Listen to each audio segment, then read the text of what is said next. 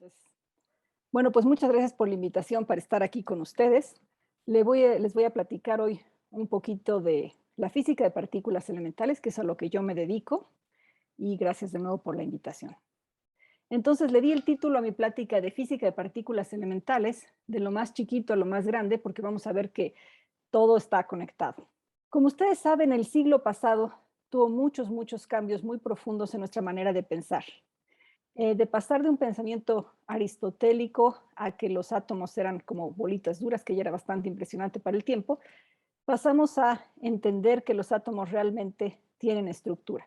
Pasamos a entender lo más pequeño y lo más rápido, con el advenimiento de la mecánica cuántica para explicar lo que es lo más pequeño y con la relatividad especial para lo más rápido y con la relatividad general para incorporar la geometría y el espacio en un pensamiento conjunto, ¿sí? En el siglo XX aprendimos que los átomos tienen estructura, que el núcleo está compuesto, descubrimos que adentro de los átomos existen los quarks, ¿sí? Y esto dio pie a lo que ahora llamamos el modelo estándar de las partículas elementales. Entonces, ¿dónde estamos ahora que estamos en el siglo XXI? Bueno, hemos avanzado mucho. El modelo estándar describe muy bien las interacciones entre las partículas, lo más chiquito que conocemos, y las fuerzas fundamentales, exceptuando la gravedad. Está descrito por lo que se conoce teoría del campo, es un formalismo matemático que incorpora la extensión de la mecánica cuántica relativista, que es lo más pequeño y lo más rápido, y también describe no solo los efectos cuánticos, sino la creación y la aniquilación de partículas. Entonces, ¿qué es la física de altas energías? Entonces, la física de altas energías es la que describe estos bloques fundamentales de la naturaleza, que son los que describen, como digamos, como los legos que forman todo nuestro universo, y cómo están interactuando entre ellos. De qué está hecha la materia, cómo se descompone, cómo se desintegran las partículas en otras cosas, cuáles son estas fuerzas fundamentales que la mantienen unidas y cómo se originó nuestro universo. Entonces, todo esto es como un rompecabezas gigante, eh, no solo de 3 dimensiones espaciales, sino que además incluye a la dimensión temporal, porque nosotros suponemos que la física es la misma en todo el espacio y en el tiempo, y entonces nosotros podemos extrapolar hacia atrás en el tiempo en la medida que podemos conocer las leyes fundamentales de la naturaleza. Entonces va a estar relacionando que son fundamentales de la naturaleza con lo más grande que es todo lo que está hecho en nuestro cosmos. ¿Por qué le decimos altas energías? Todas las partículas, no solo los fotones, tienen propiedades de ondas y de partículas. Entonces tienen una longitud asociada que va como el inverso de la energía. Entonces, entre más pequeña es la longitud de onda, entre más pequeño es un objeto, más grande necesitamos la energía para ver con esa longitud de onda. Para observar algo pequeño, necesitamos longitudes de onda pequeñas y energías muy altas. ¿Y cómo hacemos esto? Nosotros no podemos ver partículas elementales con nuestros ojos, entonces, por ejemplo, aquí tenemos una grafiquita de la radiación electromagnética, que son fotones. Aquí están las ondas de radio, que tienen típicamente una longitud de onda de, digamos, 1 kilómetro, 100 kilómetros, metros. Las microondas, todos tienen uno en su cocina, centímetros, milímetros, más o menos. El espectro de lo visible, que va del violeta al rojo, está en 400 a 700 nanómetros. Después los rayos X, 10 a la menos 1, 10 a la menos 2 nanómetros. Después tenemos los fotones de más alta energía, que serían los rayos gamma. Entonces tenemos un espectro inmenso, por ejemplo, para los fotones. Y depende, obviamente, de la energía que traen la longitud de onda. Nosotros tenemos que extender nuestros sentidos para poder ver objetos muy pequeños. Los objetos más pequeños que conocemos son los quarks y los electrones, por ejemplo, que son para todo fin práctico nuestro, partículas puntuales, porque no les podemos ver estructura. Son más pequeños que 10 a la menos 18 metros. En comparación, un átomo tiene aproximadamente 10 a lo menos 10 metros, ¿sí? Y entonces son 100 millones de veces más pequeños, ¿sí? Entonces, nosotros vemos nada más como partículas puntuales porque es ahí hasta donde llegan nuestros aparatos. No sabemos si tienen estructura o no, pudiera ser que la tuvieran, pero eso es lo que nosotros queremos averiguar. como vemos, entonces, cualquier objeto que esté a nuestra longitud de onda lo vemos con nuestros ojos, porque para eso estamos hechos, de esa manera evolucionamos.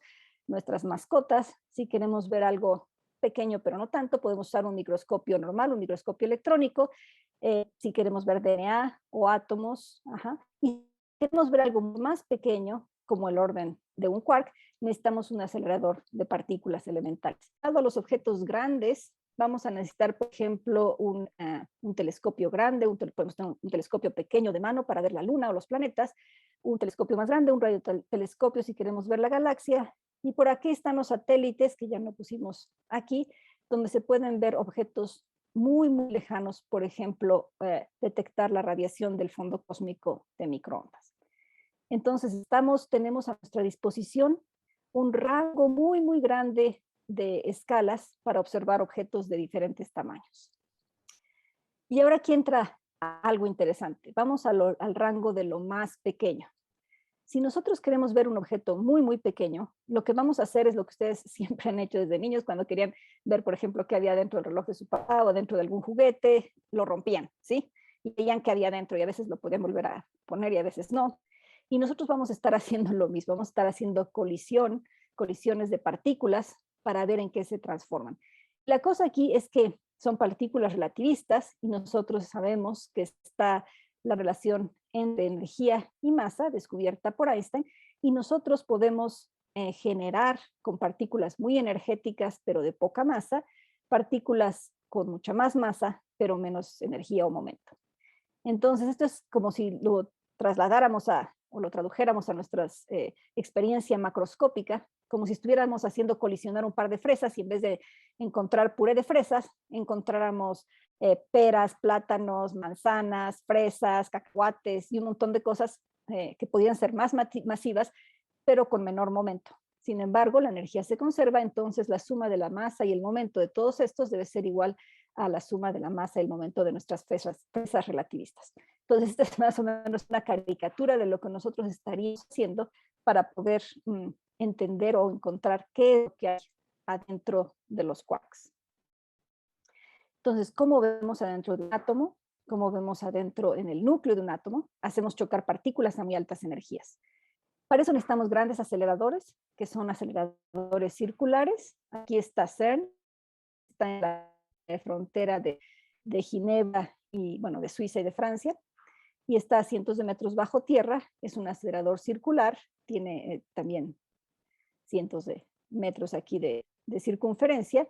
Esto es por donde va el haz de partículas, y lo vamos a hacer chocar protones y antiprotones en la dirección opuesta para ver qué sucede con la colisión, y de ahí vamos a inferir qué es lo que está pasando. Así ha sido, estos son digamos, el de última generación, el CERN, el LHC, le están dando una actualización para poder llegar a más colisiones de partículas, a más luminosidad y a más altas energías para ver más adentro del núcleo de los átomos. Entonces, funcionan los aceleradores. Entonces, vamos a pasar, estoy tratando de explicarles lo que estamos viendo. Estamos tratando de entender qué es lo que hay adentro del núcleo de los átomos, que son muy, muy pequeños, no los podemos percibir con nuestros ojos, tenemos que extender nuestros sentidos, y para eso vamos a hacer colisionar objetos que sí tenemos a nuestra disposición, como protones. Entonces aceleramos partículas con campos electromagnéticos muy intensos y les hacemos chocar unas contra otras. El campo eléctrico las acelera y el magnético las hace permanecer en círculos, por eso son aceleradores circulares, y alrededor de la colisión va a haber detectores que registran todos los detalles del evento. Cuál es la energía total del evento, hacia dónde se dirigen las partículas, eso nos van a decir si están cargadas o no, y etcétera. ¿Cómo creamos las partículas? Por ejemplo, creamos electrones al calentar un metal, expulsa electrones, tenemos un tubo de rayos catódicos, por ejemplo, y los protones ionizando hidrógeno. Pero también vamos a colisionar antipartículas. Entonces, podemos crear las antipartículas de estas para hacer colisiones de unas partículas contra un blanco fijo o contra otro haz de partículas contra antipartículas. Lo que sale de todo este relajo es lo que nos va a dar información de qué es lo que había adentro de los núcleos de los protones que estamos haciendo chocar. Entonces, así es como sabemos qué es lo que hay adentro de un núcleo. Aquí está el Large Hadron Collider en CERN, y estos es donde están los detectores de los diferentes experimentos que tienen en el momento, que son, entre otros, CMS, Atlas, el LHCb y ALICE. Aquí, por ejemplo, fue en estos dos donde se descubrió el bosón de Higgs. Aquí está, esta es la superficie, y acá abajo a cientos de kilómetros está realmente el anillo donde van los haces de protones y antiprotones, que es este que ven aquí, que normalmente está cerrado porque está lleno de radiación, y aquí fue justo antes de que lo pusieran a funcionar. Esta es una vista aérea del CERN, del centro de visitantes, donde entra uno al CERN. Por acá está la parte de los teóricos, que es bastante normal, no hay nada muy interesante ahí. Donde vamos los teóricos son unas oficinas con computadoras y ya. Esta es otra vista de el tubo donde va el haz, para que se den una idea. Aquí están estos cuates, se mueven en carritos o en bicicleta, porque es, como dije, son muchos kilómetros de diámetro.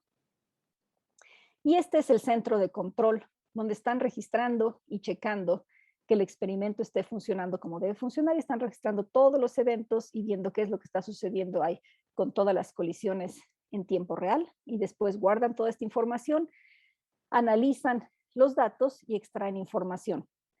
Esto, por supuesto, no es trabajo ni de una, ni de 10, ni de 100 personas.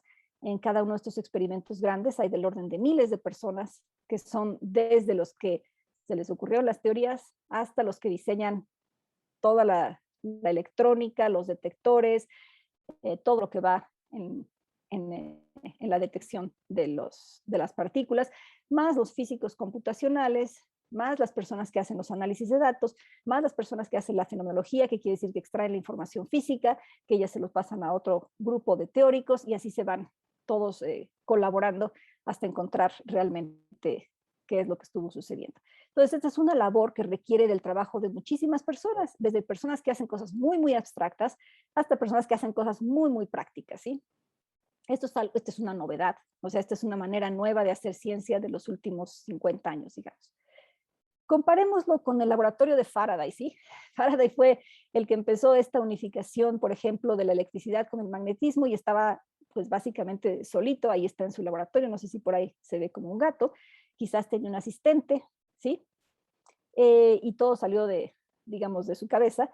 Y ahora, desafortunadamente en esta área, digo desafortunadamente o a lo mejor afortunadamente, como lo quieran ver, ya no se puede hacer eso así. Necesitamos el esfuerzo de muchísimas personas, porque todo el conocimiento que hemos adquirido es más profundo, pero también es más complejo. Entonces, una sola persona ya no tiene la capacidad o el tiempo de hacer todo, ¿sí? Y está bien, eso dio pie a muchas, muchas colaboraciones. No sé si ustedes sepan, pero el World Wide Web salió precisamente de CERN, de las colaboraciones entre experimentales, para que se pudieran comunicar. Y ahora sabemos todos, es www, lo que sea, y pueden ustedes ir a hacer lo que quieran en la red, ¿sí? Entonces, esto salió de una necesidad de organizar grupos grandes de gentes con un fin común. Bueno, de toda esta investigación, lo que tenemos ahora es esta tablita, que es una manera muy resumida de poner lo que llamamos el modelo estándar de las partículas elementales. Entonces, como una tabla periódica. Afortunadamente para nosotros los físicos de partículas es bastante más sencilla que la tabla periódica de los elementos de los químicos. Consiste en 3 columnas, que son las 3 generaciones o las 3 familias. Estos que están en moradito son los quarks, que son los que están adentro de los núcleos, y estos que están en verde son los leptones. De los leptones ustedes tienen experiencia, porque todos tienen experiencia con corrientes eléctricas, que están obviamente formadas por electrones. Tienen hermanitos idénticos, pero más gordos o más pesados, que son los muones y los taus, y a cada ellos viene asociado su correspondiente neutrino. Neutrino del electrón, neutrino del muón y neutrino del tau. Los quarks son los que están adentro del núcleo, son los que forman los protones y los neutrones, o los mesones, y vienen en 3 familias también, y vienen también acomodados en dobletes o en pares. Les voy a decir el nombre en inglés, que está menos feo que el de español: up, down, charm, strange, top, bottom. Estas son las partículas que conforman la materia, que es lo que estamos hechos ustedes y yo y todo el universo. De hecho, estamos hechos de esta primera generación de materia. Si nosotros le añadimos energía al vacío, El vacío no es un lugar que no tenga nada, es vacío en el sentido de que es el estado de mínima energía, pero si nosotros metemos energía al vacío, nosotros podemos crear, ya sea con colisiones, por ejemplo, de partícula-antipartícula, partículas más pesadas, como el top y el bottom, que después se transforman o decaen en estas partículas más ligeras y hasta aquí se quedan. Estas ya no decaen, ¿ok? La peculiaridad de estos fermiones es que el top tiene los mismos números cuánticos o las mismas características que el op, pero es 100,000 veces más pesado y no sabemos por qué. ¿Ok?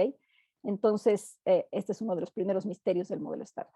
Entonces, esas son las partículas de materia. Ahora, ¿cómo se mantienen unidas?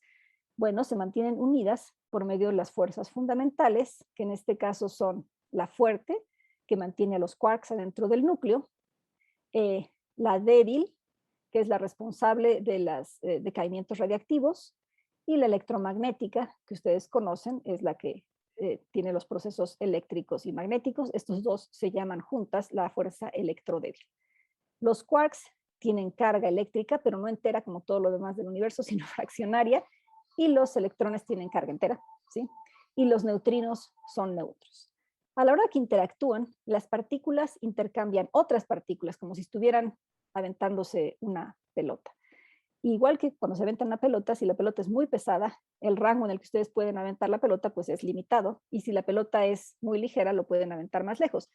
Entonces, la interacción electromagnética está mediada por el fotón, están intercambiando fotones las partículas que interactúan con la electricidad.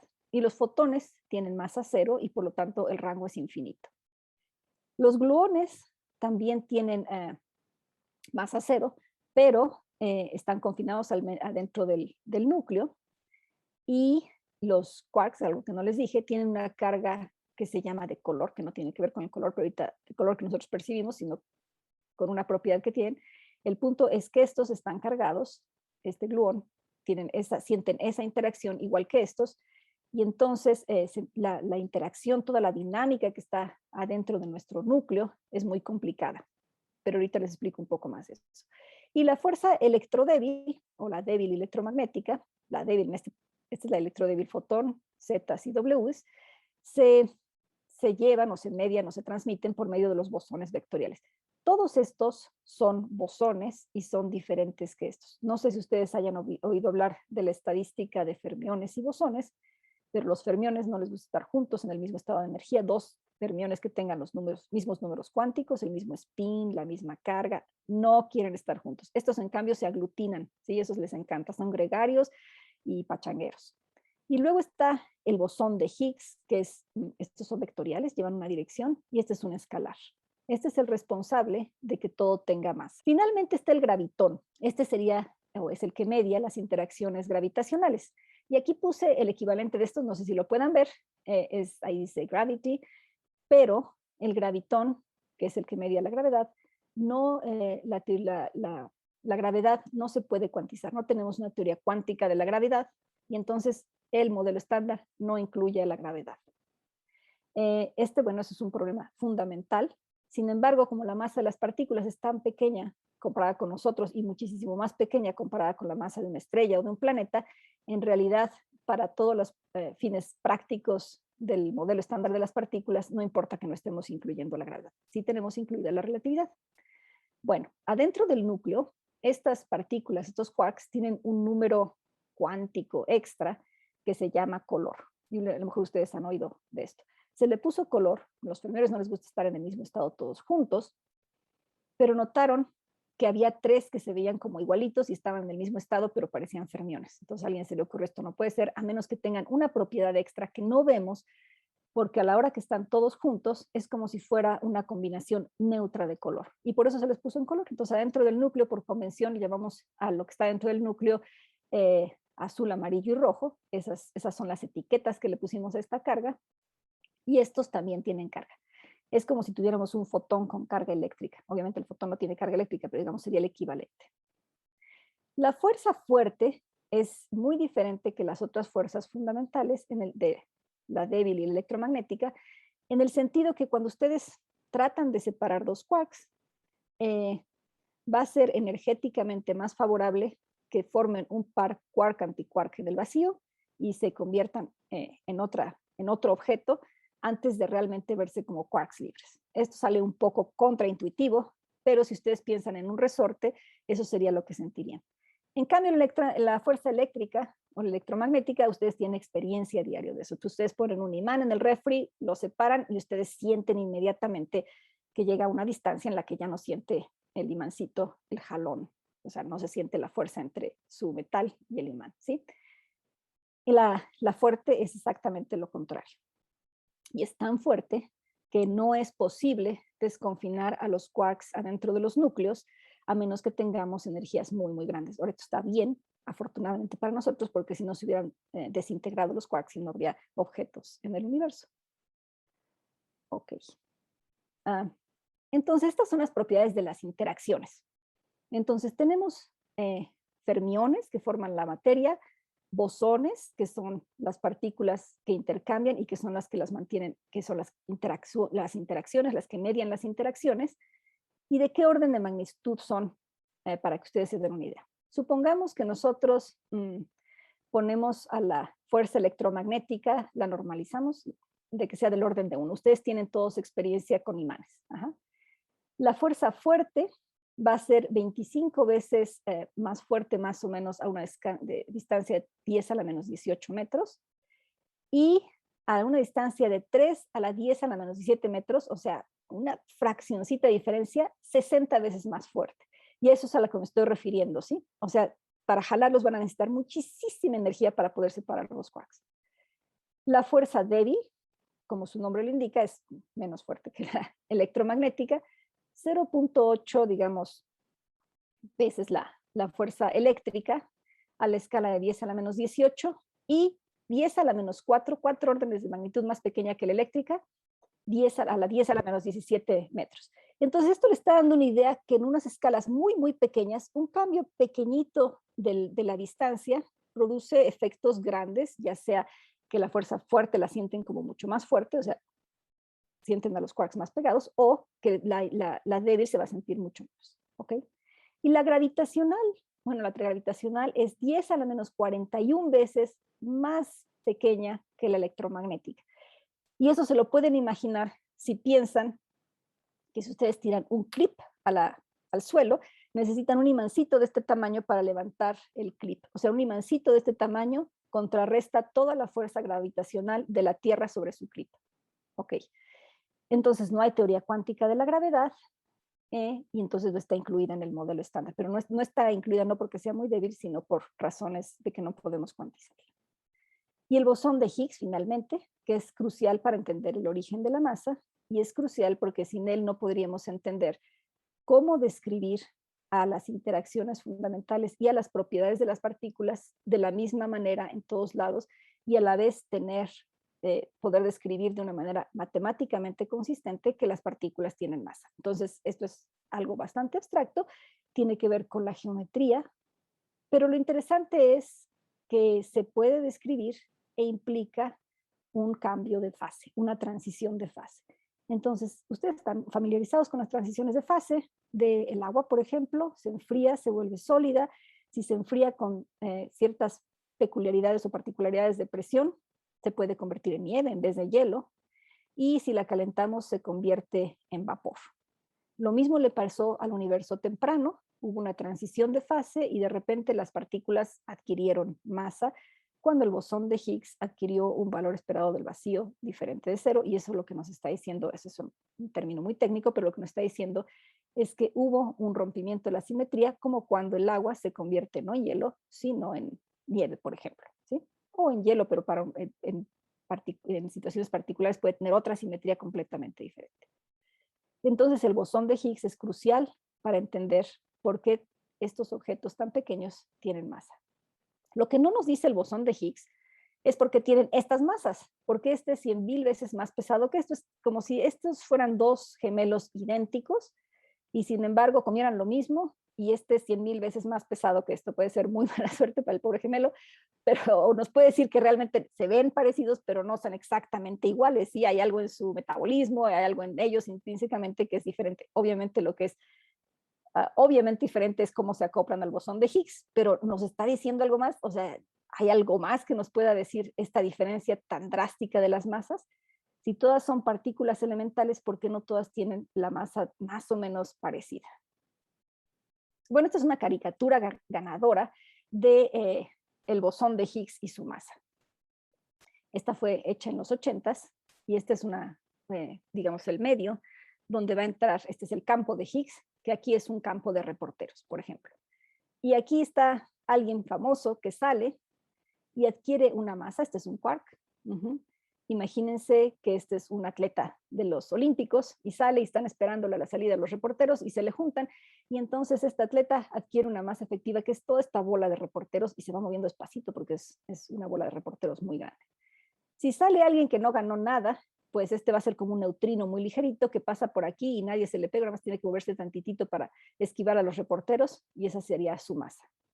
Por otro lado, el bosón de Higgs tiene una autointeracción, interactúa consigo mismo y entonces adquiere este campo de Higgs, adquiere masa por su autointeracción, que significaría, por ejemplo, que sale alguien y echa un rumor por ahí, ¿no? Que le quitaron la medalla de oro porque estaba dopada. Y entonces estos empiezan a hacer una bolita de reporteros chismosos, digámoslo, y esta bolita se va propagando y esta sería la masa del bosón de Higgs.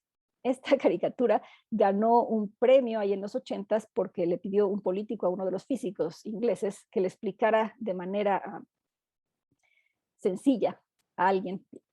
Hubo un concurso que le explicaran por qué tenía que meter dinero en investigación de ciencia básica de este tipo. Se lo explicaron así, realmente sí ganó y metieron dinero en investigación en ciencia básica. Es realmente una buena analogía, que solamente es una caricatura y una analogía. Bueno, para cada partícula de materia existe su correspondiente partícula de antimateria, ¿sí? Entonces, toda partícula tiene su antipartícula y todas estas partículas son todos los números cuánticos opuestos, pero la masa igual. ¿Qué significa esto? Por ejemplo, un electrón tiene como antipartícula al positrón, que tiene los mismos números cuánticos, el spin cambiado, y la carga eléctrica positiva, ¿sí? Un protón tiene su compañero antimateria antiprotón, ¿sí? Un quark rojo tiene su compañero antiquark con color que le llamamos antirrojo, por ejemplo, ¿sí? Y la materia, si se encuentra con su partícula de antimateria, se va a desintegrar en radiación, por ejemplo, en rayos gamma, o sea, fotones ultraenergéticos. Esta es entonces nuestra tablita del modelo estándar, pero ya desglosada con todas sus partículas y sus antipartículas y sus cargas. Entonces aquí están las tres cargas de color que no tienen que ver con nuestro color que percibimos, pero con tres estados cuánticos diferentes, de los quarks ups, de los quarks downs, charms, strange, top, bottom. Electrón, neutrino del electrón, están en blanquito porque no tienen carga eléctrica. Los antiquarks, aquí les pusimos como el anticolor del rojo, el cian, el magenta, el amarillo, y otra vez anti-charm, anti-top, anti-bottom. El positrón, el antineutrino del electrón, el antimuón, antineutrino del muón, etc.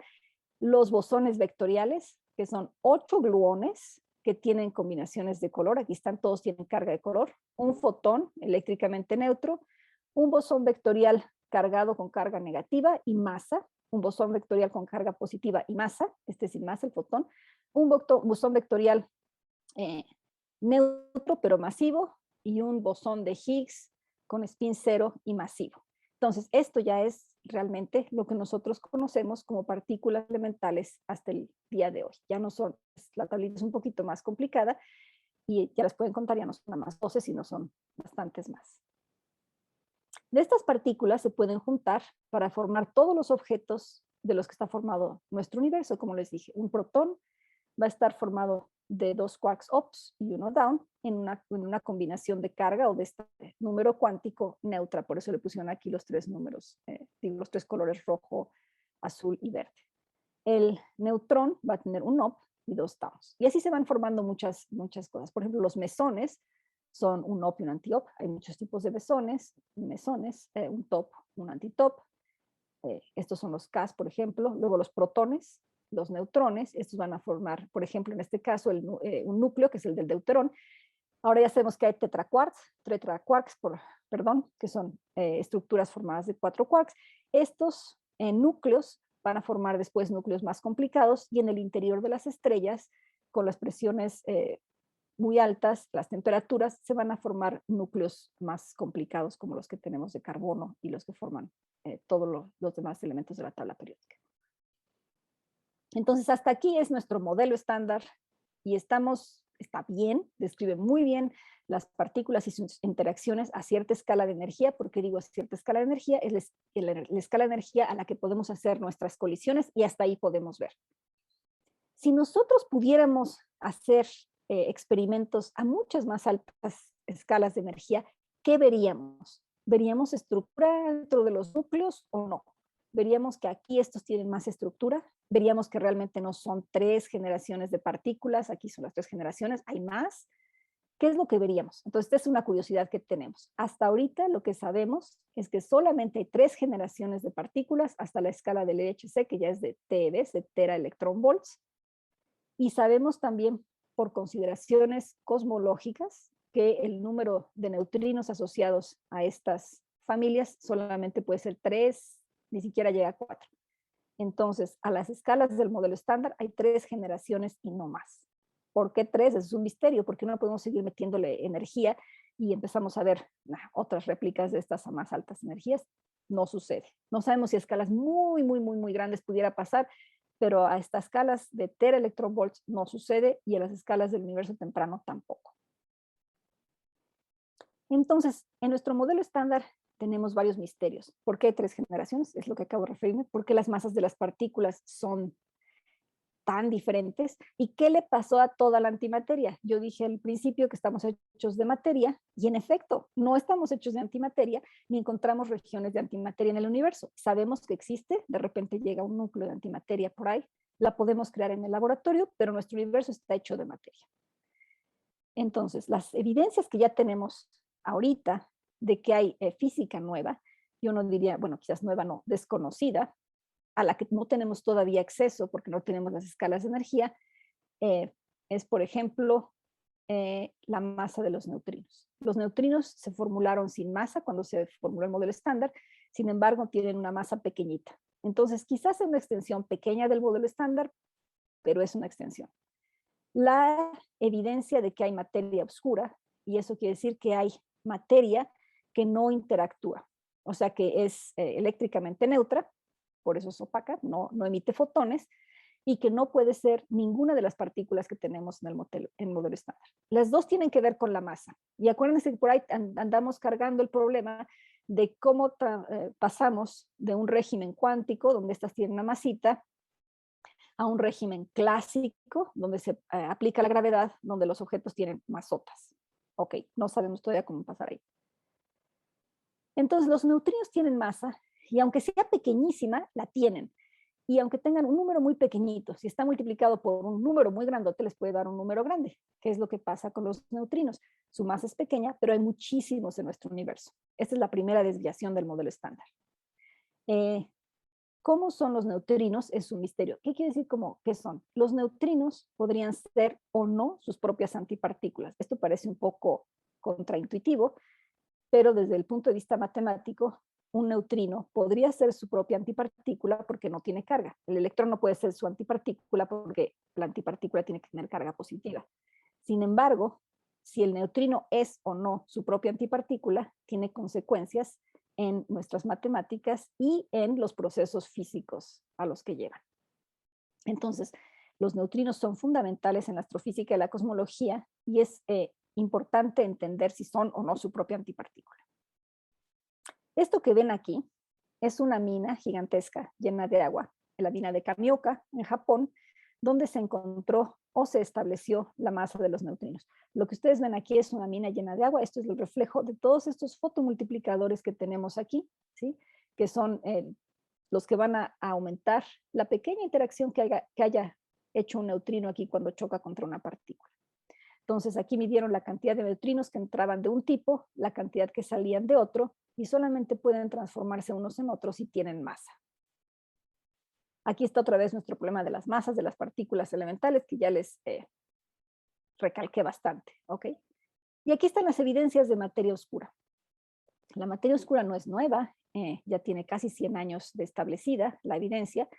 La primera evidencia la encontró Zwicky, alguien más un poquito antes, en los 30, 1930, en las curvas de rotación de las galaxias. Los astrónomos pueden determinar la masa de los cúmulos de las galaxias o de los objetos luminosos de las estrellas de las galaxias, eh, porque conocen muy bien los procesos de física nuclear al interior de las estrellas o de las galaxias, y de ahí pueden sacar de la luminosidad y conocer la distancia una relación con la masa. Sin embargo, de las curvas de rotación, se establecía que no podían tener la masa que salían de la luminosidad, que tenían que tener mucha más masa, no un poquito, mucha más. Y entonces Vicky dije, bueno, seguramente tienen más masa, pero esa masa no es luminosa, entonces por eso no la podemos medir con nuestra relación entre luminosidad y masa. Y después, en los 60, Vera Rubin y Kenneth Ford descubrieron que en realidad también observaban lo mismo, pero ahora en galaxias. Después se observó también en lentes gravitacionales, ya mucho después, en el cúmulo bala de galaxias, pero ahora con rayos X, esto que ven rojo es materia luminosa que está interactuando, y esta que ven azul es materia no interactuante que pasa así a través, bueno, sin interactuar, entonces pasa mucho más rápido. Y más recientemente en las anisotropías del fondo cósmico de microondas. El fondo cósmico de microondas es lo que quedó después de la explosión del Big Bang. Entonces tenemos evidencias de materia oscura, pero no hemos podido detectar una directamente. Esto no es tampoco muy sorprendente porque obviamente no tiene interacción más que gravitatoria, o si acaso interacción débil, que como su nombre lo dice es muy débil y son difíciles de detectar, pero se está tratando. Entonces, es una evidencia de que sí existe física nueva o desconocida. Ninguna de las partículas que tenemos, los neutrinos no pueden ser materia oscura, no pueden ser todo el halo de materia oscura de nuestra galaxia, porque son demasiado energéticos, son relativistas, y al inicio del universo se hubieran dispersado y no hubieran podido aglutinarse para formar suficiente acreción de masa, para formar los pozos de potencial gravitacional que necesitamos para generar estructura. Entonces, esta es así nuestra analogía con este santito. Tiene un halo normal, visible, luminoso, pero en realidad también tiene un halo gigantesco oscuro.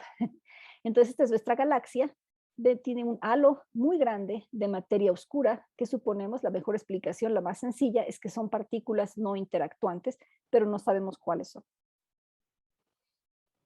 Entonces, ¿qué tanta materia oscura? Cuando yo les dije que necesitamos mucha materia oscura para explicar las curvas de rotación de las galaxias, de los cúmulos de galaxias y de la formación del universo temprano, ¿qué tanto es tantito? Bueno, pues es mucho.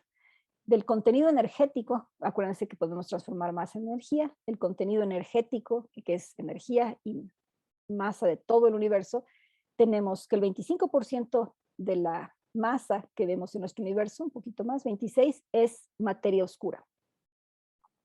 Todo esto que vemos aquí, 5% es materia atómica, lo que forma, por ejemplo, las galaxias, a nosotros, cúmulos de galaxias, polvo. Aquí tenemos un poquitito que forman neutrinos y fotones y hoyos negros. Neutrinos es 0.1%, fotones 0.01% y hoyos negros 0.005%. Entonces, aunque son súper masivos y muy impresionantes, realmente la proporción de masa de un hoyo negro es una fraccioncita del contenido energético de todo el universo. Y todo lo demás es energía oscura.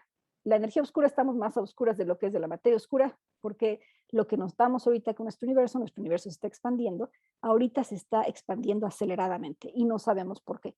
Es como si estuviera entrando una componente de energía que hiciera que se volviera a expandir rápidamente, pero no sabemos qué es lo que lo está ocasionando. Entonces, los problemas que tenemos para resolver en física más allá del modelo estándar es, por ejemplo, la bariogénesis, que es la creación de materia sobre antimateria.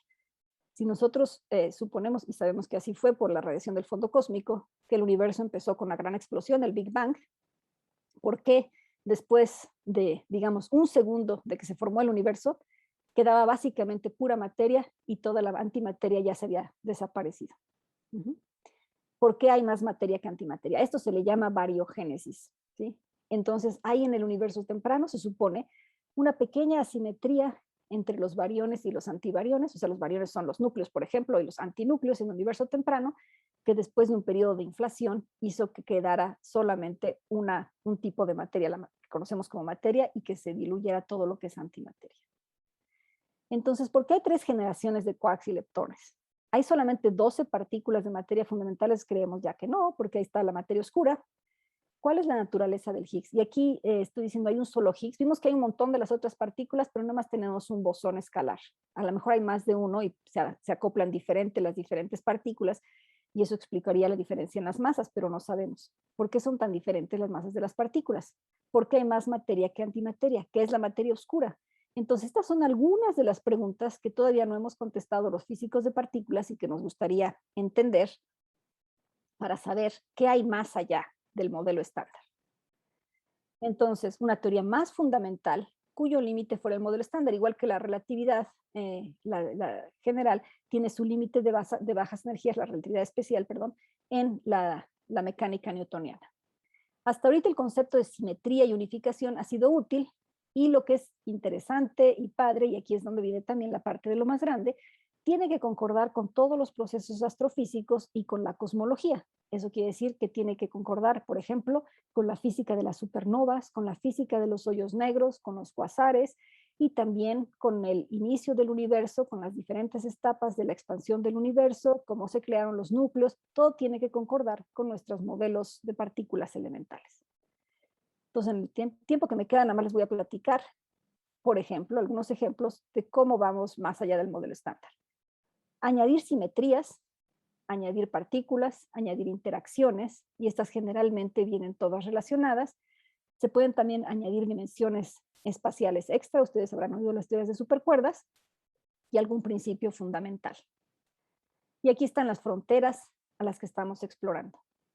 ¿Por qué sale la masa? ¿De dónde sale la masa? ¿Cuál es el origen y por qué son tan diferentes? ¿Qué es la energía oscura? ¿Qué es el contenido energético, la energía del vacío? ¿Qué es la componente más grande de energía del universo? ¿Por qué tienen, comparadas con las otras partículas, los neutrinos, una masa tan pequeña? Y aquí viene una pregunta muy interesante. Yo les dije, no, los quarks se quedan confinados adentro de los núcleos. Los núcleos son protones y neutrones. Los neutrones sí decaen, pero los protones no. Si los protones decayeran y decayeran rápido, no habría nada en este universo, pero si decaen lento, podría ser que de algunos miles o miles de millones de años empiecen a decaer y todo se diluya y nada más queden fotones y neutrinos y nada más y todo desaparezca, ¿sí? Entonces es una pregunta quizás un poco existencial, pero también muy importante. ¿El protón es totalmente estable o no? Estas preguntas, que es la energía de la frontera de la energía, la intensidad, necesitamos muchos eventos para poder observar un protón decaer, no se ha observado ninguno, o la masa de un neutrino, o la frontera cósmica, el origen del universo, la masa de la materia oscura, la energía oscura. Todo está relacionado por el origen de nuestro universo, la física nueva más allá del modelo estándar, una posible unificación de las fuerzas, el origen de la variogénesis, bueno, la asimetría entre materia y antimateria, y la materia oscura.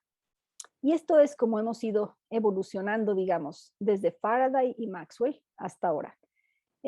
La unificación de la electricidad, el magnetismo y la luz dio lugar al electromagnetismo, el decaimiento beta de los núcleos y la observación de los neutrinos a la interacción débil, aquí entendemos que hay una interacción débil, el descubrimiento de protones y neutrones que están compuestos y los piones a la interacción fuerte, a la cromodinámica cuántica, que es lo que está dentro del núcleo, y esto todo es lo que forma nuestro modelo estándar con sus interacciones. Por otro lado está la gravedad terrestre y la unificación con la mecánica celestial, dio lugar a la gravitación universal de Newton, y la geometría del espacio-tiempo con esta gravitación universal a la relatividad general. Esta parte no la hemos podido unificar con esta otra parte, pero son los fundamentos de nuestra física moderna. Más allá, ¿qué podemos esperar? Una asimetría entre materia e interacciones, como supersimetría, teorías de gran unificación, supercuerdas, y aquí muchas otras cosas en medio, no lo sabemos. Lo que sí sabemos es que la unificación de electricidad y magnetismo ha sido el principio de este pensamiento unificador y ha sido muy exitoso, ¿sí? Entonces, Faraday dijo que el campo eléctrico y magnético es su laboratorio, que ya vieron la figura, la pintura. hay una sola electricidad. Ellos decían había 5 electricidades. No, es una sola manifestación del mismo efecto, de la misma electricidad.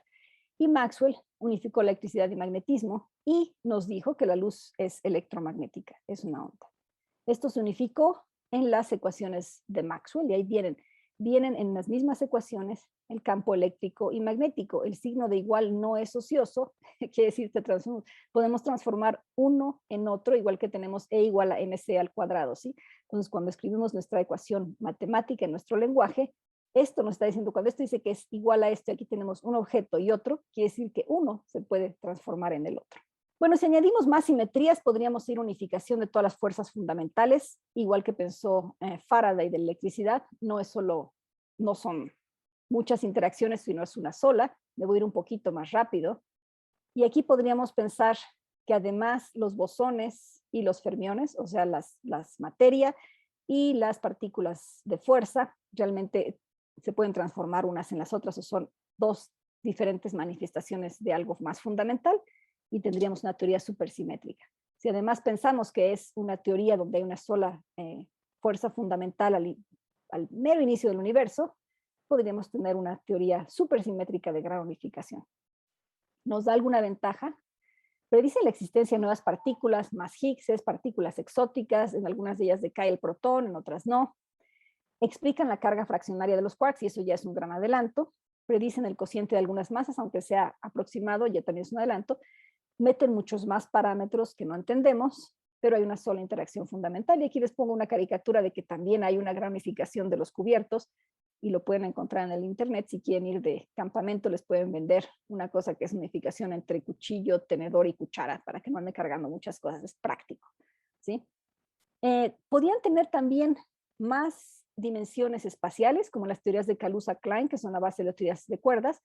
Dicen que, por ejemplo, hay una quinta dimensión que no es extendida, como las que vemos se extienden hasta donde podemos ver, si no están curvadas sobre sí misma. Esta quinta dimensión sería compacta, sería como si estuviéramos sobre una manguerita, ¿sí? Entonces, una dimensión es la que va alrededor de la circunferencia y la otra es que va a lo largo de la manguera. Esto tendría la curiosidad de poder realmente unificar a la gravedad con las otras interacciones fundamentales, pero no se observa en la naturaleza esta unificación de tipo de Kaluza-Klein. Es inconsistente con lo que observamos, pero es la base de teorías más modernas de unificación, como las teorías de cuerdas, que dicen que lo que nosotros estamos observando como partículas en realidad son diferentes modos de excitación de cuerdas diminutas del orden de la escala de Planck, ¿sí? Y se puede unificar la gravedad, tienen supersimetría, una relación entre las masas y las interacciones fundamentales, pero requieren de dimensiones extra. Y aunque son muy interesantes, son totalmente geométricas, hasta ahorita no hay una manera de entender cómo pasamos, una sola manera de entender de esas 10 dimensiones a las 4 en que vivimos. Y entonces esa parte de la compactificación, aunque se sabe cómo hacerla, no tenemos una predicción de una teoría de cuerdas. Sin embargo, creo que es uno de los mejores intentos que tenemos de unificar a la gravedad con las otras interacciones fundamentales en una teoría geométrica y muy interesante. Bueno, entonces esto sería nuestra visión del universo. Vamos de lo más grande a lo más pequeño. Y de nuestros tiempos podemos ver hacia atrás, porque la velocidad de la luz es constante. Entre más lejos veamos, más cercanos al inicio del universo estaremos. Aquí está el Big Bang, aquí está todo lo que les platiqué que pasa de la bariogénesis, la inflación, la dominancia de materia sobre antimateria, los quarks se confinan en los núcleos, pasa la transición de fase electrodébil, las partículas adquieren masa y después nos queda el modelo estándar. Y todavía pasa un montón de tiempo y finalmente se vuelve, todo esto está interactuando y finalmente el universo está suficientemente frío y se ha expandido suficiente para que nos llegue la luz del universo, de lo que quedó después de la inflación del Big Bang hacia nosotros, y este es lo que llamamos el fondo cósmico de microondas, y es aquí donde podemos observar nosotros, ¿sí? Entonces nosotros estamos observando aquí en este fondo cósmico de microondas las reliquias del Big Bang, y de ahí estamos sacando un montón de información, aunque parezca ruido, no es 100% ruido, tiene unas ciertas diferencias en temperatura que nos permiten inferir qué había aquí antes. Después podemos ver que va a pasar un tiempo y después tenemos aquí ya, nos empiezan a pasar los fotones del fondo cósmico de microondas en esta etapa del universo y aquí se empieza a formar la estructura y después viene esta parte de energía oscura que les decía yo, que hay de repente ahora en estos últimos, bueno, últimos entre comillas tiempos, una expansión acelerada de nuestro universo que no entendemos qué es.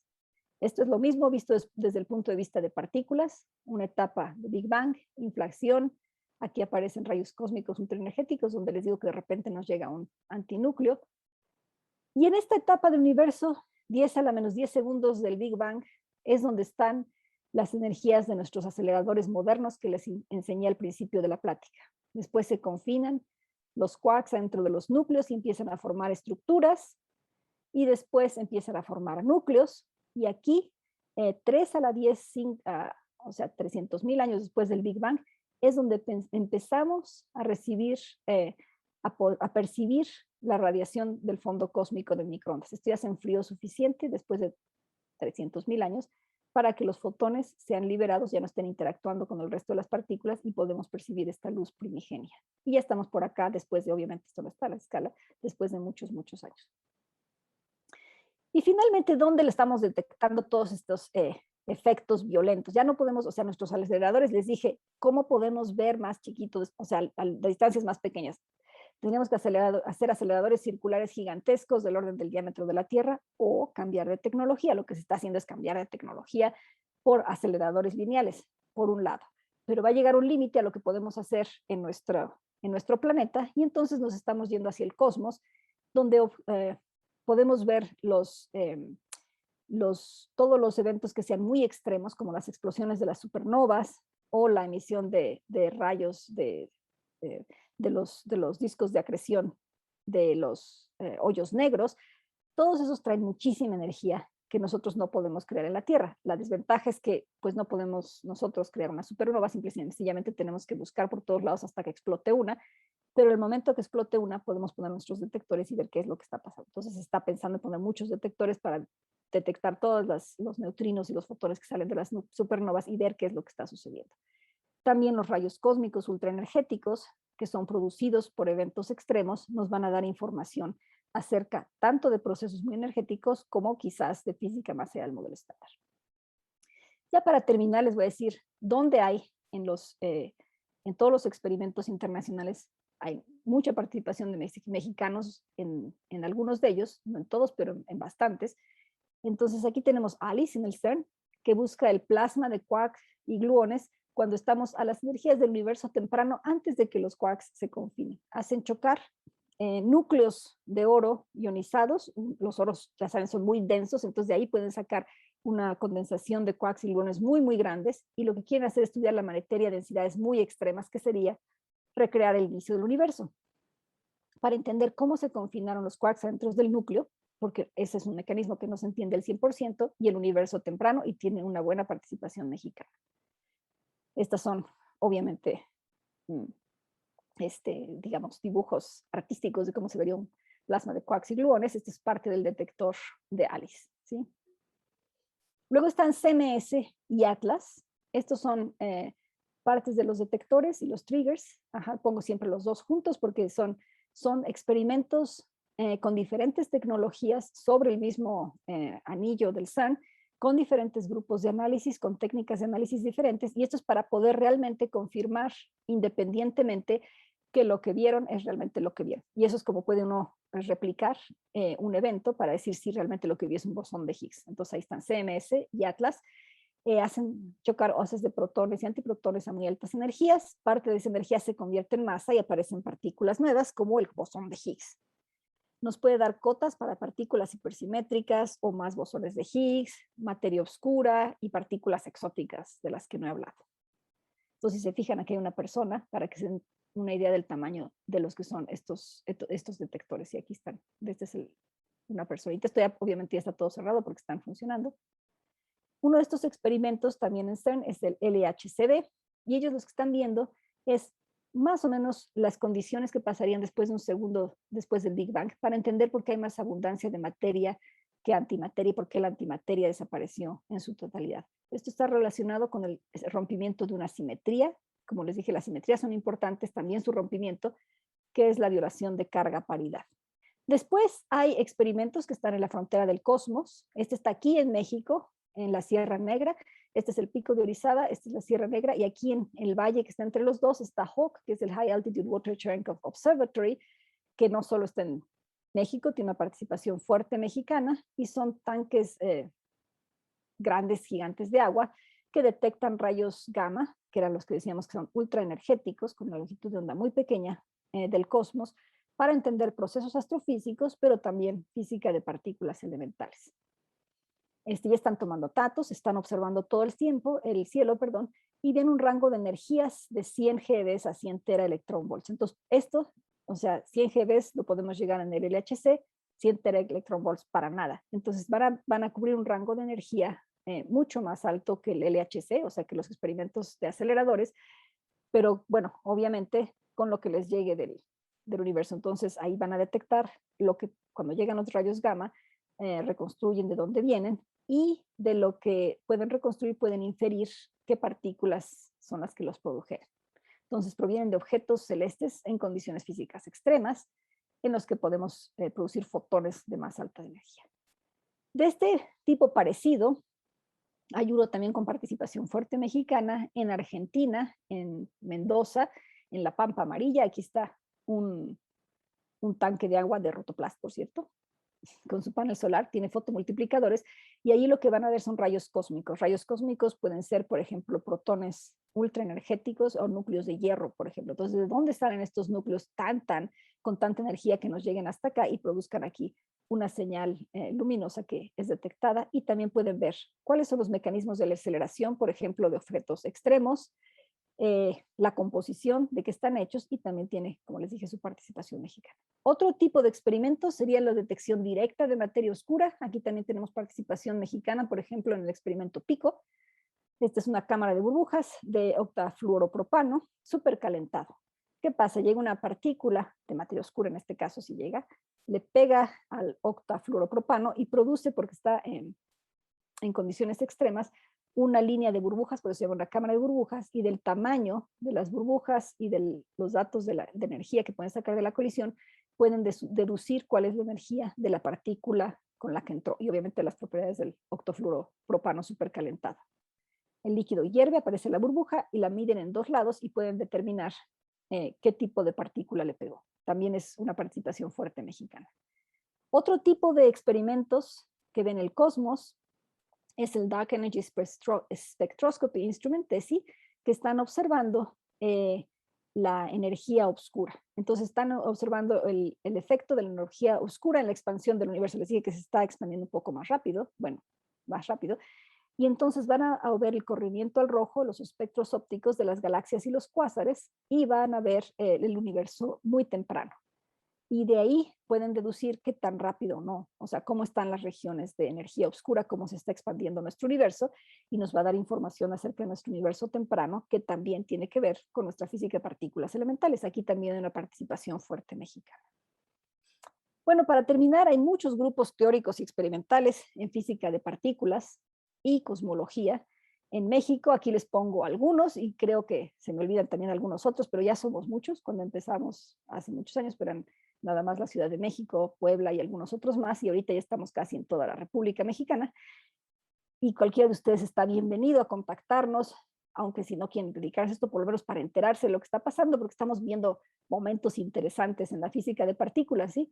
Entonces, cualquiera de ustedes, si quieren enterarse, escríbanos y les platicamos qué es lo que está pasando. Muchas gracias. Si tienen preguntas, las escribimos, se las pueden escribir en el chat y yo te las voy diciendo, Miriam. Sí, claro que sí. Ok, salió ya la primera pregunta de Iván Arispe, que dice si hay algún material para investigar más sobre el tema. Ah, claro que sí, se me olvidó poner esa transparencia. En la página del Instituto de Física hay una liga, se llama los Cockpit Archives. A ver si se los puedo poner aquí en el chat, pero tengo que dejar, bueno, se los puedo mandar a Sofi, que me invitó. Creo que está hasta abajo la página del Instituto de Física, donde hay muchos artículos de divulgación que hemos escrito miembros del Instituto de Física, en español para estudiantes de su nivel que van de diferentes tópicos de la física. Uno de esos volúmenes está dedicado a la estructura de la materia, al modelo estándar, a física más allá del modelo estándar, astrofísica, y hay otros que están dedicados a estado sólido, nanociencias, temas interdisciplinarios. Entonces, sí hay mucho material. Les puedo mandar después las ligas con mucho gusto. Muchas gracias. Y también Ramón Alcalá pregunta, si podrías hablar del tipo de quark descubierto, el nuevo que parece que se llama tetraquark. Ok, no es un quark, es una partícula conformada por 4 quarks y por eso se llama tetraquarks. Y es algo que, bueno, se había especulado que podía existir los tetraquarks o los pentaquarks. Los protones y los neutrones están formados por 3 quarks y son, bueno, los neutrones sí decaen, pero los protones son muy estables, son súper estables, ¿no? Sin embargo, si nos vamos a más altas energías, podemos formar estados de 4 quarks o de 5 quarks que después decaen. Se había especulado que podía suceder y ya lo descubrieron y ya lo confirmaron. Sí pueden existir este tipo de estructuras y seguramente existieron en un universo temprano donde había suficiente energía. Em, yo tengo una pregunta para ti, Miriam, em, que dice, si las partículas del modelo estándar interactúan con la luz, entonces lo que hace falta es descubrir más partículas o encontrar más propiedades de las partículas del modelo estándar para explicar la materia oscura y la energía oscura. Ok, necesitamos las dos cosas. Necesitamos encontrar, buscar por todos lados, digámoslo así. Necesitamos entender mejor las partículas que ya tenemos en el modelo estándar y sus interacciones. Por eso, por ejemplo, tenemos los experimentos de mucha intensidad donde puede haber un efecto rarísimo que pase con un neutrino, pero con que pase una vez en 100 millones ya sucedió y eso nos dice que, por ejemplo, una simetría está rota y eso puede suceder. Y también necesitamos buscar más partículas, porque si la materia oscura son partículas, pues no las hemos encontrado. Necesitamos saber qué son, si es una, si son muchas, y cómo interactúan o no con las otras partículas y cómo interactúan o no entre ellas. Entonces, estamos buscando entender mejor las partículas que ya conocemos y encontrar otras partículas que no conocemos, las dos cosas. Muchas gracias. José Emilio López pregunta, a él le gustaría perseguir, bueno, seguir con una carrera en astrofísica y qué pasos debe seguir. Ok, para ser astrofísico tienes que estudiar física y después tienes que especializarte en astrofísica. Entonces, física puedes estudiar en la UNAM o en el POLI o en la UDLAP en Puebla o en otras universidades de provincia o en la Universidad Metropolitana. Y de ahí tendrías que hacer un doctorado o una maestría en doctorado en astrofísica. Eso es el camino a seguir y después tendrías que hacer un postdoctorado especializándote ya exactamente en lo que quieres. ¿Sí? Pero la base de la carrera es la física. Anímense a preguntar, yo creo que es una gran oportunidad de tener aquí a Miriam, entonces lo que sea, anímense. Sí, anímense, anímense, anímense. No hay ningún problema. Les contesto todo lo que yo pueda. Pero sí les recomiendo que se enteren, porque realmente estamos viviendo tiempos muy interesantes, estamos viviendo tiempos eh, como los que se vivieron hace 100 años, descubriendo cosas nuevas, por ejemplo, las ondas gravitacionales. Nunca pensamos que las íbamos a poder detectar, o por lo menos no en el futuro cercano, y de repente lograron llegar a la energía para detectar ondas gravitacionales. Eso es un súper descubrimiento. Y entonces entérense, por lo menos por curiosidad, del tiempo en el que están viviendo. Sí, estamos viviendo tiempos padres. Ahí veo una manita levantada. Sí, adelante, Diego. Hola Miriam. Oye, Hola. ¿tú qué estudiaste para poder comprender todos estos conceptos y temas? Ok, yo estudié física en la Facultad de Ciencias de la UNAM y de ahí hice un doctorado en física teórica de partículas elementales en Oxford, ¿sí? Y de ahí hice 2 postdoctorados en Alemania, ya especializándome todavía más en física más allá del modelo estándar, ¿sí? Y después he trabajado desde que tenía estos postdoctorados en física más allá del modelo estándar y pues es como es investigación y es aprender continuamente. A mí se me hace muy divertido porque es como explorar algo desconocido. Sí, siempre estás explorando algo nuevo porque estás investigando, entonces tienes cosas que ya sabes y con lo que ya sabes tienes que resolver misterios, ¿sí? Y explorar lo desconocido y tratar de imaginarte cosas y inventar cosas nuevas y luego ver que las cosas que inventaste realmente tengan algo que ver con la realidad.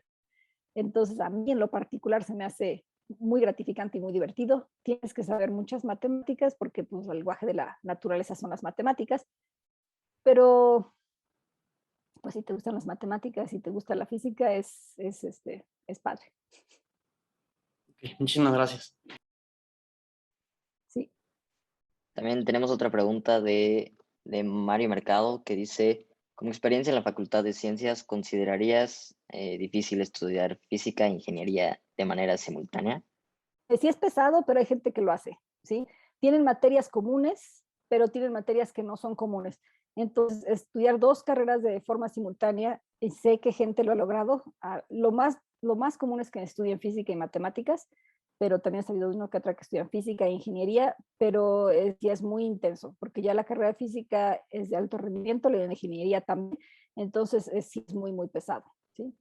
Conozco que ha estudiado ingeniería física y se especializa en física teórica, por ejemplo, o en física más común, física experimental o física computacional, pero sí conozco ingenieros físicos especializados en física y también conozco físicos que después se fueron a especializar o a hacer doctorados en ingeniería. Entonces, quizás sería más práctico o menos desgastante escoger la que esté más afín a lo que quiere uno dedicarse o especializarse más en la otra. Pero pues es cuestión de, también sé de gente que estudia física y música, pero todas las gentes que estudian dos carreras simultáneas es muy, muy pesado. No es imposible, pero sí es pesado. Otra pregunta de Sofía Ramírez que dice, si estoy A ver, estudiando ingeniería física, ¿podría relacionar mi carrera con temas relacionados a la creación de tecnología para los experimentos que mencionas? por supuesto, y además se necesita mucho. Es una súper oportunidad para hacer carrera. Conozco un ingeniero mexicano que es el que diseñó los robotitos, trabaja ahorita en Inglaterra y diseñó los robots, el hoyo este gigante donde van los haces, los tubos esos que le enseñé de partículas. Él es un ingeniero, no me acuerdo dónde estudió, pero estudió aquí en México, se especializó en Inglaterra y lo que él hace es diseñar el robot que necesita aguantar muchísima radiación para cuando se termine el experimento, el robotito tiene que entrar a la caverna, o sea, donde está el experimento, los detectores está todo lleno de radiación, no puede entrar la gente porque se fríe, ¿no? Se muere. Entonces mandan un robotito que eventualmente también se llena de radiación y se muere, y esta historia es un poquito simpática y triste. Mandan al robotito, el robotito desasembla, o sea, quita todo. Tienen un hoyo, el robotito se encarga de abrir el hoyo, echar todo el material radiactivo allí, y después el robotito se suicida tirándose al hoyo porque también está radioactivo y ahí termina su vida útil. ¿Sí? Él es el que diseña todo eso. Eso es bastante sofisticado, tienen que hacer de aparatos, de cosas que no se nos ocurren. Cuando platiqué con él dije, caray, ni se me había ocurrido, a pesar de que yo he trabajado con gente que trabaja en CERN, que tiene que tener estas cosas, obviamente tienen que pensar en todo, ¿sí? Entonces, sí hay muchos ingenieros trabajando en CERN, que son los que hacen posibles un montón de estas proezas, ¿sí? Entonces, hay los 3,000 que están ahí, son gente de todo tipo, ¿sí? Entonces, sí es muy importante tener ingenieros especializados. Hay poca relación entre los ingenieros y los físicos en México, sí la hay, no digo que no, pero mucho menos que en otros países, y yo creo que es importantísimo tener más relación entre la ingeniería y la física en México, en cosas como nanotecnología y también cosas como estos como aceleradores y aparatos. Sí hay también ingenieros que trabajan aquí en México, que trabajan en HAWC, el experimento este que les enseñé que está en la Sierra Negra, ingenieros mexicanos y extranjeros que también trabajan ahí en aspectos del diseño y la operación de los detectores. Entonces sí es una carrera interesante y es una buena oportunidad, sí. Y hay pocos en México, relativamente, sí hay, pero hay pocos. Rulo Telles también pregunta, desde su punto de vista, ¿cuál cree que es el camino que va a seguir la investigación en física de partículas? Es decir, ¿cree usted que la teoría de cuerdas es el camino correcto? Ok, yo creo que la teoría de cuerdas así como está no es la última versión de la teoría de cuerdas, digamos, es una teoría todavía en construcción. Eh, Tiene las posibilidades de que no es la teoría terminada, pero que por ahí vaya mi opinión personal, que por ahí vaya la descripción más pequeña del espacio-tiempo. ¿Sí? Es una teoría geométrica e incorpora muchos aspectos interesantes. Pero desde mi punto de vista todavía no está terminada, nos falta por poder hacer experimentos a esas energías o poder tener una manera de extrapolar de una sola manera. Hasta ahorita hay 10 a la 500 compactificaciones de cuerdas, no podemos señalar cuál es la buena, pero yo creo que va a haber mucha investigación por ahí, pero todavía falta mucho porque nos falta sobre todo información experimental. Entonces, todas estas nuevas observaciones de ondas gravitacionales, de hoyos negros, del fondo cósmico de microondas, esto nos podría dar información acerca de cuál es la teoría subyacente a la gravedad, o sea, una posible teoría de gravedad cuántica. Entonces, yo creo que es una buena, no es la teoría terminada, pero va buena, o sea, digamos, es un buen candidato, ¿sí? Yo creo que hasta ahorita por lo menos es el que yo pienso el mejor que tenemos, aunque todavía no tiene predicciones. Por otro lado, siempre puede pasar que de repente alguien descubra o se le ocurra algo completamente novedoso que a nadie se le había ocurrido a un grupo de personas y que nos veamos por otro lado completamente diferente, ¿sí? No lo sé. Pero de que vale la pena investigar en esa dirección, sí, porque las aplicaciones que ha habido de la teoría de cuerdas se han dado en los lugares más inusitados. Para empezar, se han hecho aportaciones a las matemáticas que se tuvieron que desarrollar, por ejemplo, por Donaldson, que era matemático, que es matemático, pero, y que luego se usaron en otras áreas. Otras aplicaciones han sido en la biofísica de membranas, porque están utilizando la teoría de cuerdas, estas branas en dimensión. Todos los desarrollos matemáticos de algunas teorías conformes que están en teoría de cuerdas se han aplicado en la biofísica. Entonces, sí, o sea, algo va a dejar. No sé si es exactamente la teoría del espacio-tiempo. Creo que digamos, es un buen candidato, es el mejor candidato que tenemos hasta ahora, pero no creo que sea la que vaya a quedar, no va a ser exactamente las que tenemos ahorita, va a evolucionar algo diferente, hasta donde no sé, pero es una teoría en construcción, digamos. También María José Paz pregunta una pregunta bastante interesante. ¿Cómo los físicos llegaron a detectar y concluir que... em, ¿cómo los físicos llegaron a detectar y concluir que para la teoría de cuerdas, para que esto ocurra, deben existir 10 dimensiones? ¿Y cómo nos planteamos esto si no conocemos mucho sobre el tema? Ok, la consistencia matemática es la que los llevó a concluir que solamente puede existir una teoría así en 10 dimensiones espaciotemporales. Entonces, una teoría matemática debe ser consistente, ¿sí? Entonces, por ejemplo, ¿qué significa que sea consistente? Que debe respetar las premisas o las hipótesis, su lenguaje matemático que ustedes dijeron. ¿Qué significa? Si ustedes dicen que tiene que ser, que tiene que respetar la relatividad especial, pues entonces cuando escriban su teoría por medio de un lagrangiano, ese lagrangiano debe respetar todas las condiciones o todas las condiciones que impone la relatividad, ¿sí?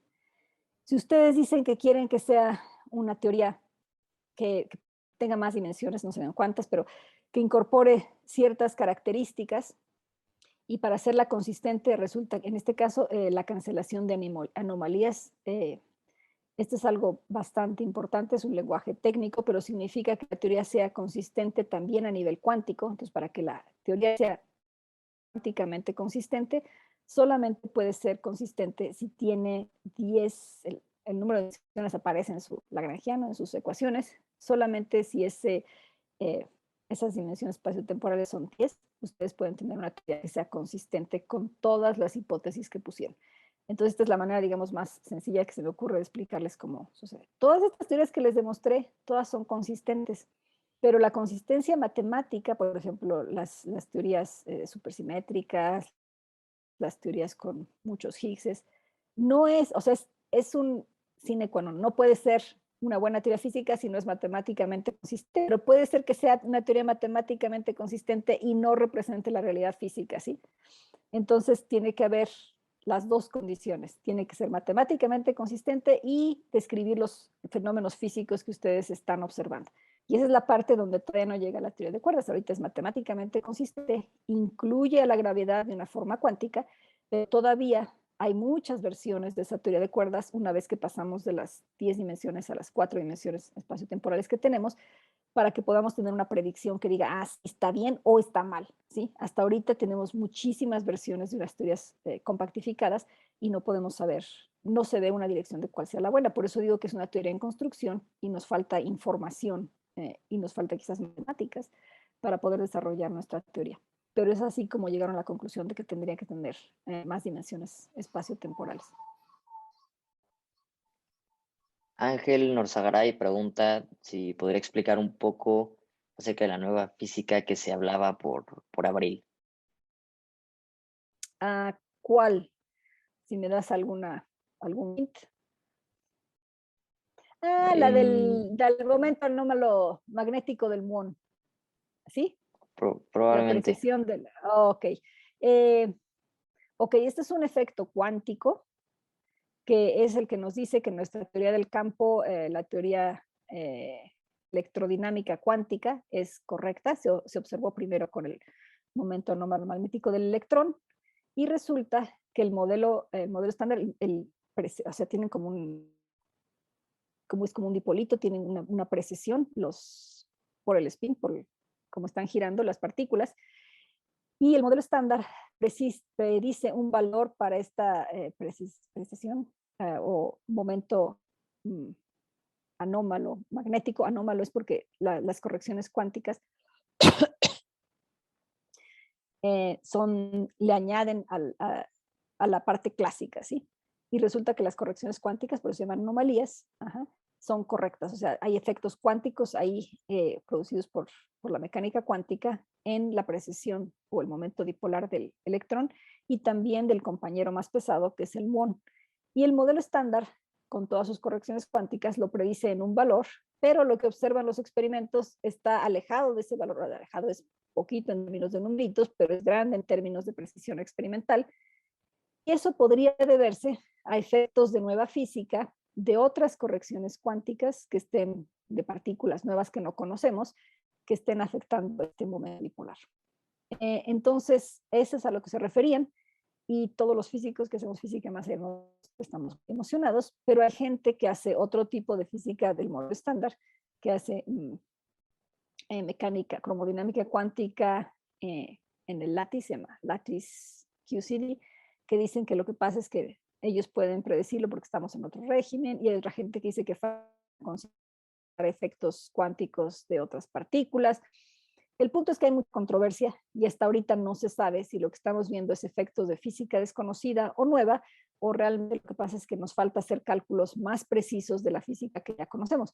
Y ahí viene la pregunta que se hace al principio de si es importante conocer las propiedades de las partículas que ya conocemos o si tenemos que conocer partículas nuevas. Pues tenemos que hacer los dos. Tenemos que estar, por ejemplo, en este G-2, tenemos que estar bien seguros de haber calculado correctamente todas las correcciones cuánticas, y para poder entender tenemos que producir o inventar modelos más allá del modelo estándar para poder explicar, si es que estamos seguros que hay una diferencia, de dónde podría venir esa diferencia. Entonces tenemos que hacer las dos cosas a la vez. Obviamente no las hace una sola persona porque es bastante complicado y el tiempo es finito, pero se tienen que hacer. Muy bien. Y Diego Hernández pregunta, ¿qué nos recomendaría leer o investigar para adentrarnos a estos nuevos conceptos y temas dentro del modelo estándar?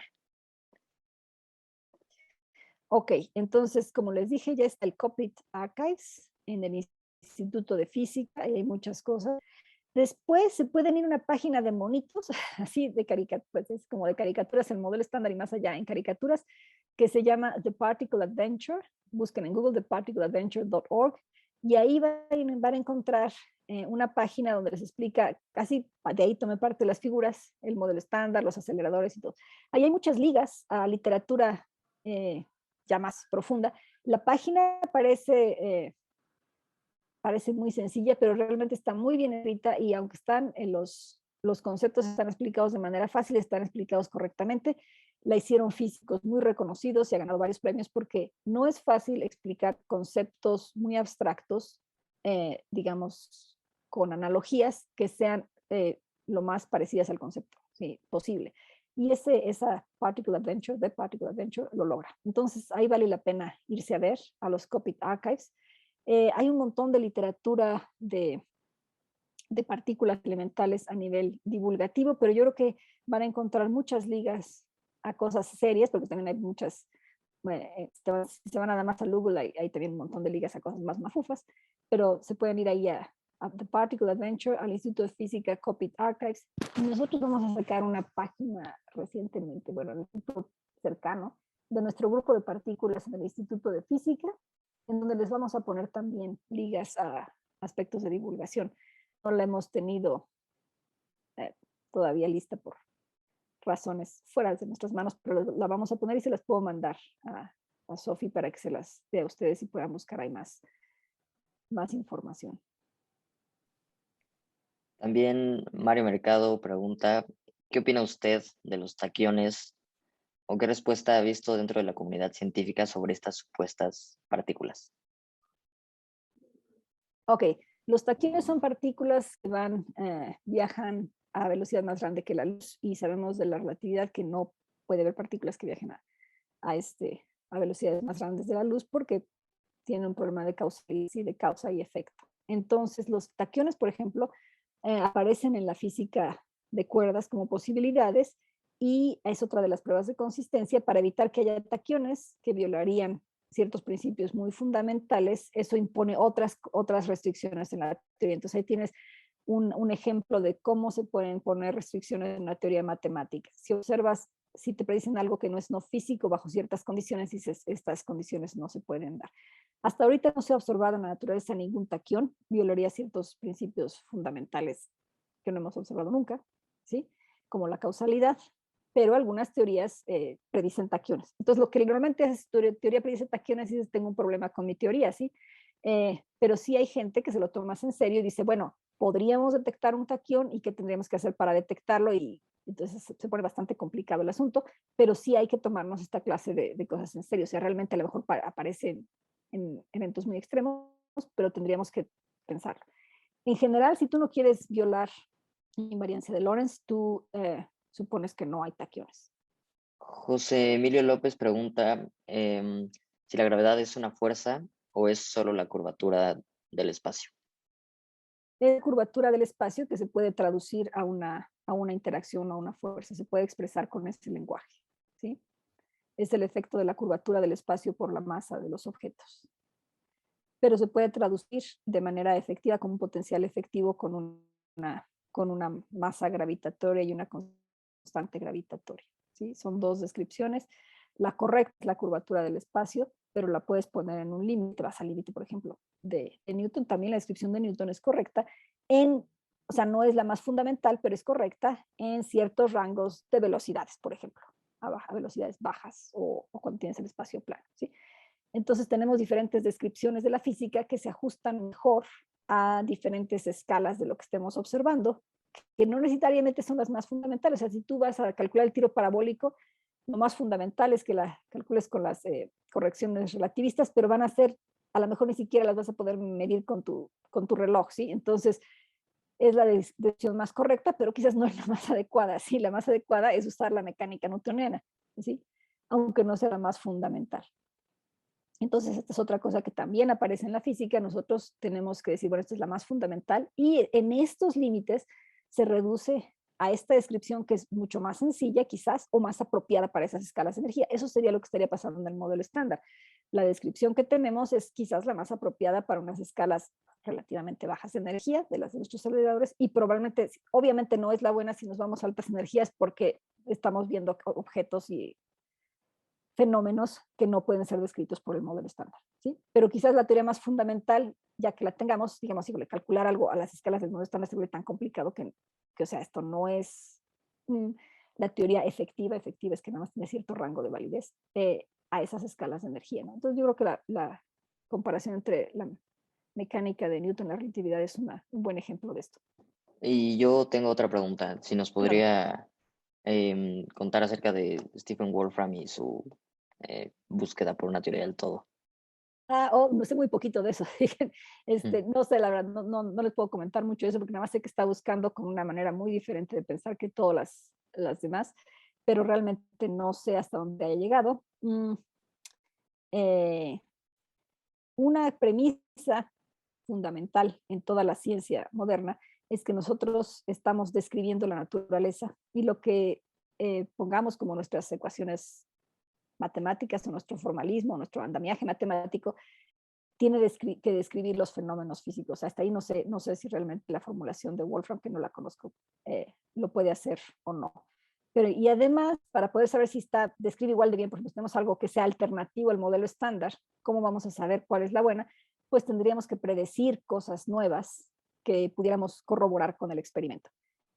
Y si no podemos, pues entonces no podemos saber si nuestra teoría está bien o mal.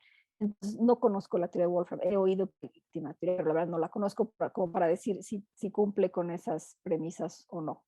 Muchas gracias. Pues bueno, Miriam, te agradecemos muchísimo. Gracias por tu tiempo y gracias a todos por venir. Pues gracias a Y ustedes por oírme por tanto tiempo, por las preguntas. Si tienen más preguntas, mándenme un mail. A lo mejor no les contesto súper inmediatamente porque recibo muchos mails, pero insístanle, sí, o los mando a alguna liga o algo así. Tenemos programas de estancias de verano, ahorita están suspendidas obviamente por la pandemia, pero cada año recibimos chicos de preparatoria en el Instituto de Física que se asocian con algún investigador, ya sea para ver qué es lo que hace o para explorar todo lo que hacen los demás investigadores en el Instituto de Física por si quieren vernos trabajar de primera mano. Supongo que el año que entra ya estarán abiertos otra vez. Y también tenemos días de puertas abiertas. El año pasado fue virtual, este año también va a ser virtual, pero pueden oír hablar a más gente en pláticas cortas de 15 minutos o de media hora o de 5 minutos en la página del Instituto de Física, www.fisica.unam.mx. Y normalmente espero que el año que entra ya pueda ser, este año va a ser virtual, el año que entra yo espero que ya pueda ser presencial. Pueden ir al Instituto de Física y meterse a los laboratorios y conocer a los demás colegas y ver cómo es que estamos trabajando. Así que están invitados. muchas gracias, Miriam. Seguramente nos vamos a dar una vuelta por ahí. Pues muchas gracias a ustedes por la invitación. Que la pasen muy bien y ojalá que les haya yo picado la curiosidad. Seguro sí. Muchas gracias, Miriam.